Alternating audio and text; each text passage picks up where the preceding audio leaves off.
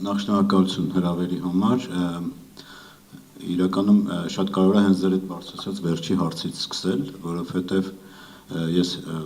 ցավոք սրտի պետք է արձանագրենք, որ այսօր մեր առօրյայում ահավոր մեծ աղմուկ է, դա սկսած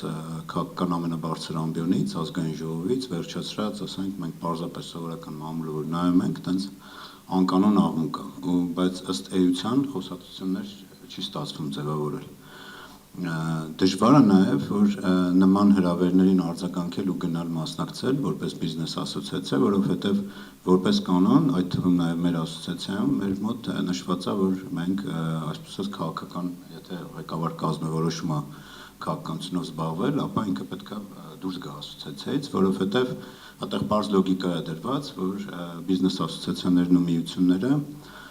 իրենք կան կլինեն անկախ քաղաքական թիմերի փոփոխություններից։ Հետևաբար նրանք պետք է պահպանեն քաղաքական չեզոքությունը, բայց սա չի նշանակում, որ օրինակ դուք որ հրավիրել եք, ես կուզենայի նաև մյուս քաղաքական ուժեր, այդ թվում իշխող քաղաքական ուժերը հրավիրեին նման խոսակցությունների,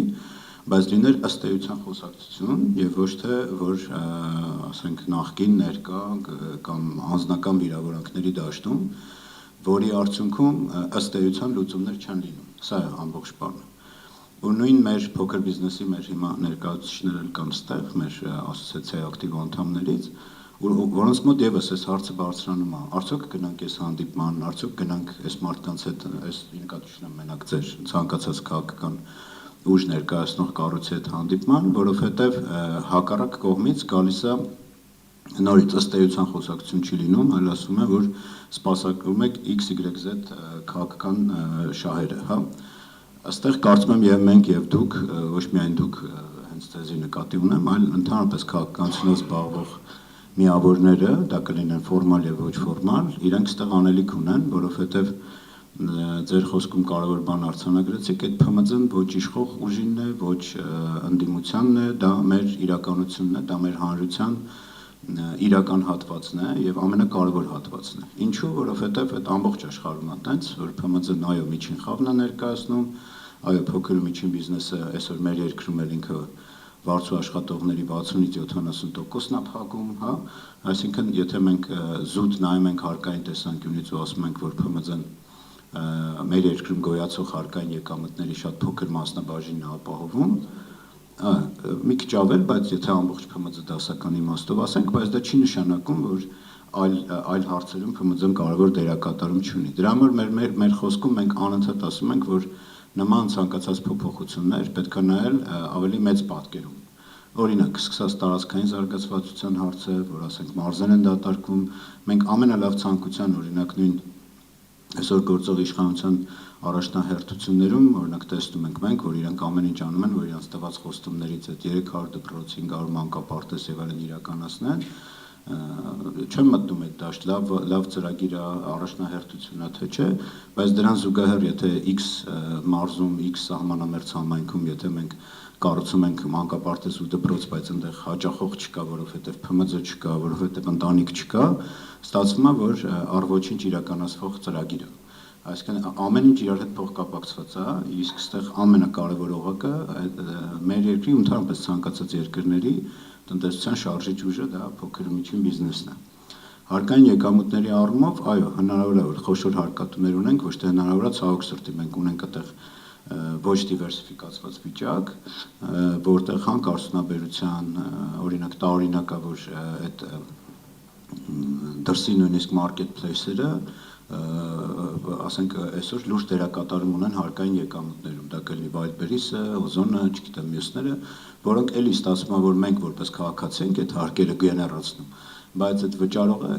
այդ յունիտն է, այդ միավորն է, որը հավաքագրում է ու ներկայացնում է, ու հետևաբար այդտեղ նաև այդ դիվերսիֆիկացիայի եւ այլնի հարց ունենք։ Ամփոփելով այս կտորը, այո, իրականում այդ խնդիրը կա, ինձ համար էլ է շատ դժվար եղել որոշում կայացնել, որ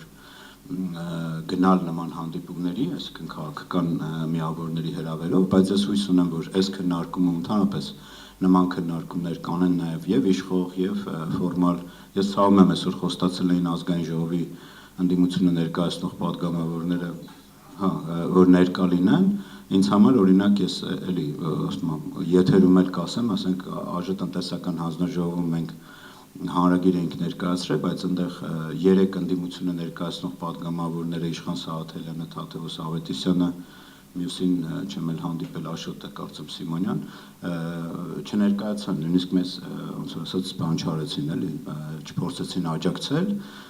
որը իմ համար որպես կառույց գնահատականի արժանի։ Էլի անձերով չեմ պայմանավորում, բայց ֆորմալ առումով եթե այդ մարդը այսօր տնտեսական հանձնաժողովի պատգամավոր է, առնվազն ինձ համար պահանջելու ենթակա է, որ ինքը գոնե մի հատ հանդիպի, ոչ թե ես ասում եմ ինձ հետ կամ իրական ՓՄԶ-ների հետ, կարող է կան դաշտում այլ ՓՄԶ ասոցիացիաներ ու միություններ, բայց սա էլի ելնելով իմ նախաբանում կամ ձեր ասած նախաբանում նշած, կարևորելով ՓՄԶ-ների դերակատարումը, անկախ նրանից դու քո դիրքային ով ես, ինչ ես, դու տնտեսական հանձնաժողովի պատգամավոր ես, հետևաբար առնվազն ես պահանջելու իրավունք ունեմ, որ օրենսդիր մարմինը ներկայացնող պատգամավորը, ֆորմալ ընդդիմություն ներկայացնող պատգամավորը եւս կազմակերպի նրան հանդիպումներ, քննարկումներ եւ բոլոր հնարավոր եւ անհնար միջոցներով նույնիսկ փորձի այս հարցը բարձրացնել։ Ինչ ունենք այսօր, մի քանի անգամ նշել ենք, բայց այստեղ էլ փորձեմ արագ ներկայացնեմ, որ էլի այս մեծ աղմուկի մեջ մենք ընդունում ենք օրենքներ, որոնք խորը քննարկված չեն եւ խորը ազդեցության գնահատումների ենթարկված չեն։ Եվ հարկային օրենսդրությունը բացառություն չի, այո, հենց հիմնավորման մեջ նշված էր, որ վերջի 2024 թվականի հունիսի 12-ին ազգային ժողովի կողմից հաստատված հարկային փոփոխությունը վերաբերում է 55,000-ից ավել գերփոքր բիզնեսի, բայց դա ուղեկցվում էր տեղեկանքով, միայն ֆինանսների նախարարության ֆիսկալ ազդեցության գնահատականներով, ընդ որում սա էլ է հետաքրքիր, որ Ֆիննախի մեր գործընկերները տարբեր առիթներով հետո ասում էին, որ այստեղ հարկի բարձրացում չի լինում, բայց նույն իրենց տեղեկանքում գրված էր, որ այս փոփոխությունը կբերի լրացուցիչ 18 միլիարդ հարկային եկամուտի։ Այսինքն ակնհայտ է, որ իրենց թղթում գրել են, որ իրանք սպասելիք ունեն, որ սա լրացուցիչ հարկային եկամուտի ավելացում կլինի։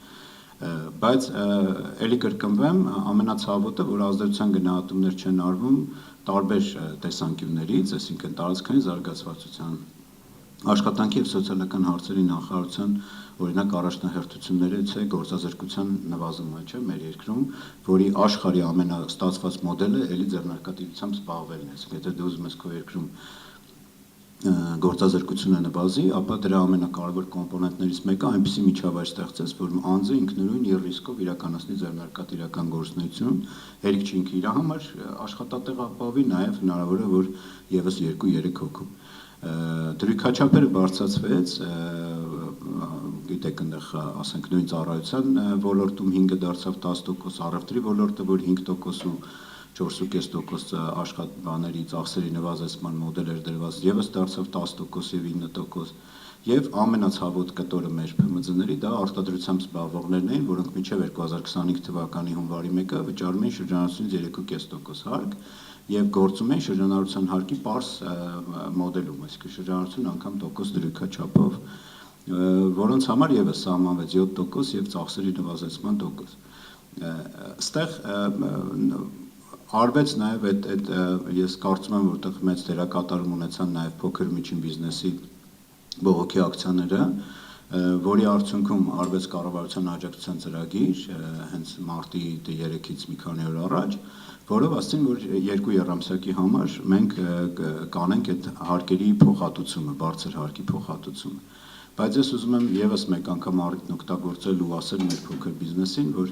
շատ դեպքերում ես հիմա հանդիպում եմ փոքր բիզնեսներ, ովքեր առաջի եռամսյակում բռնել են ամբողջ տարվա, ասենք իրենց ծախսերը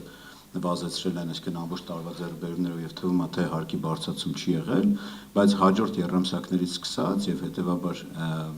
հետայսու, եթե մենք հրաժարվում ենք շրջանառության հարկի գաղափարախոսությունից, իրական կյանքում հարկի բարձրացում է լինելու։ Բայց ինձ համար ավելի մտահոգիչ է, որ վարչարարության խստացում է սահմանվել, որը մյուս փաթեթով էր ընդունված, ՊԵԿ-ի կողմից բերված 23 թվականի նոյեմբերին, որը էլի ուժի մեջ մտավ 25-ի հունվարի 1-ից, որտեղ այլևս շրջանառության հարկ վճարողների համար պարտադիր է ապրանքանյութական հաշվառում վարել, անհատական, այսինքն որը նախկինում փոքր բիզնեսի համար այդ բարդ հաշվառումը պարտադիր չէր։ Եվ դրվել է նաև տուգանքի ռեժիմներ, որը նշանակում է, որ փոքր բիզնեսը ստիպված է եւ պարտավոր է ավելի խիստ անհատական հաշվառում վարել։ Սա հələ մի փոքր գուցե տենց իմ բանում հասկանալի լիներ, որ եթե պետությունը սրան զուգահեռ աներ աջակցության ծրագրեր, որ ասենք օգնեին, որպեսզի այդ հաշվառումը վարվեր, ինչ-որ իրազեկման խորհրդատվություններ անեն եւ այլն, բայց ստեղ էլ մենք նայում ենք, որ 2002 թվականից ներդրված եւ ստեղծված ՓՄԶ զարգացման ազգային կենտրոնը արդեն 4 տարի է Հայաստանում փակված է եւ ՓՄԶ աջակցության լուրջ գործիք, այսինքն իրական գործիք պետության կողմից նվազագույնն եմ ասում, գոնե իրազեկման համար այսօր գոյություն չունի, այսինքն այդ ամբողջ բեռը մնացել է մեր նման միությունների վրա, որոնք էլ բնականա տենց մեծ ռեսուրսներ չունեն, որպեսզի լայնածավալ իրազեկում անեն։ Երկրորդ փաթեթը, որը որպես նվեր հրամցվեց, դա արդեն հաշվապանների եւ իրավաբանների հարկային դրույքաչափերի բարձրացումն էր, որը էլի էս ամբողջ տրամաբանության մեջ չի փակվում ամբողջ շղթան։ Եթե մենք ստիպում ենք, որ ավելի շատ մարդ ժամ առնի փոքր բիզնեսը, որպեսզի ավելի խիստ հաշվառում վարի, հետեւաբար ինչու ենք թանկացնում հաշվապահական ծառայությունները, դարձնելով դրանք ավելի անհասանելի հենց գերփոքր բիզնեսի համար, որոնք էլ ուժի մեջ են մտնում հուլիսի 1-ին։ Այսինքն եթե տենց փորձեմ կարճ ամբողջ պատկերը ասել, սա է ու հիմա կարող է տենց փոքր բիզնեսի որոշ ներկայացուցիչներ, ովքեր տենց բողոքի ակցիաներով էին անում, իրենց ձայնը բարձրացնում, ընդ որում մենք փորձել ենք նրանցից մեծ մասի կողքը կանգնած լինել ու անել հնարավոր ամեն ինչ, այսինքն գրավոր այդ իրենց ներկայացնել իրենց ասածները 2300-ից ավել նույնականացված ստորագրություններ ենք մուտք արել կառավարություն, որի պատասխանը մինչև հիմա չունենք։ Հանրագիր էինք ներկայացրել տնտեսական հանձնաժողով, որը մերժվեց։ Էլի ես կարծում եմ, որ դա շատ կարևոր էր, որ տնտեսական հանձնաժողովի ընդդիմություն ներկայացնող պատգամավորները կային մեզ գոնե աջակցեին։ Բոլոր, ասենք, հնարավոր հիմնավորումներով, բիզնես ֆորումները, ֆորումի ժամանակ ենք էլի ներկայացրել այս հարցերը, այսինքն բոլոր հնարավոր միջոցներով մենք մինչև հիմա այդ փորձել ենք ներկայացնել, բայց ցավոք սրտի ես կարծում եմ այդ որոշմանը կանրադառնան այն ժամանակ, երբ որ լինի իրական փոքր բիզնեսի ավելի շատ ընդգծված, այսպես ասած, բողոքի ձայն, ու մյուսը հնարավոր է բողոքի ձայն չլինի, որ իմ համար ավելի ցավոտ է, մարդիկ պարզապես լուռումունջ փակեն իրենց բիզնեսները ու ամենացավոտը, որ թողնեն երկիրը ու գնան, որը արդեն ավելի անդառնալի է լինելու, այսինքն ավելի դժվար է լինելու այդ ամեն ինչը հետ բերել ու պահել այնպես, որպեսզի մեր այդ տեղից էլ բաց ցուցանիշները ավելի չսրանան, բայց ասում եմ, սա ուղիղ ազդեցություն ունի նաև նման երևույթների հետ, որի դեպքում շատ կարևոր են նման քննարկումները ու եւս մեկ անգամ մասնակցությունը տարօրինակ է, բայց ձեր հենց հարթակից կոչ եմ անում նաև նման քննարկումներ կազմակերպել իշխանական քաղաքական ուժերը կամ ֆորմալ կամ ոչ ֆորմալ եւ աղմուկի փոխարեն նստել խոսալ ըստ էության։